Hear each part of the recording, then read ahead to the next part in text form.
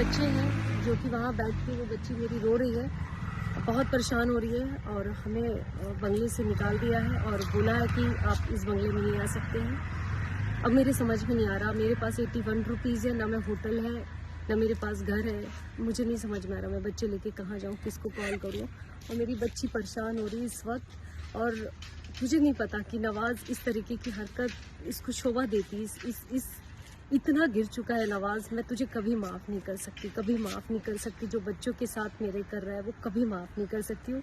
और मेरी बच्ची की जो हालत हो रही है, जिस तरीके की मेरे 2 बच्चे की हालत हो रही है, वो सब आपको दिखाना चाहती हूँ कि नवाज़ ने रात के मुझे इस वक्त 11:30 बजे 12 बज रहे हैं और इस तरीके की रोड में खड़ा करके रखा हुआ है। मेरे कुछ समझ में नहीं आ रहा मैं किधर जाऊँ इस वक्त अपने बच्चे लेके।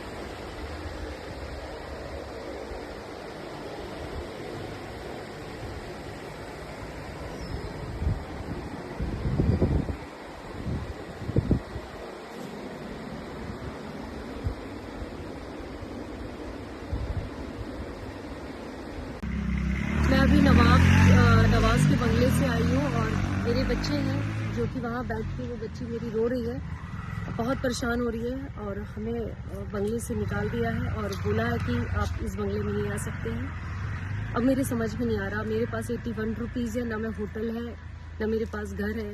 मुझे नहीं समझ में आ रहा मैं बच्चे लेके कहाँ जाऊँ, किसको कॉल करूँ। और मेरी बच्ची परेशान हो रही है इस वक्त और मुझे नहीं पता कि नवाज़ इस तरीके की हरकत इसको शोभा देती। इस इतना गिर चुका है नवाज़, मैं तुझे कभी माफ़ नहीं कर सकती, कभी माफ़ नहीं कर सकती। जो बच्चों के साथ मेरे कर रहा है वो कभी माफ़ नहीं कर सकती हूँ।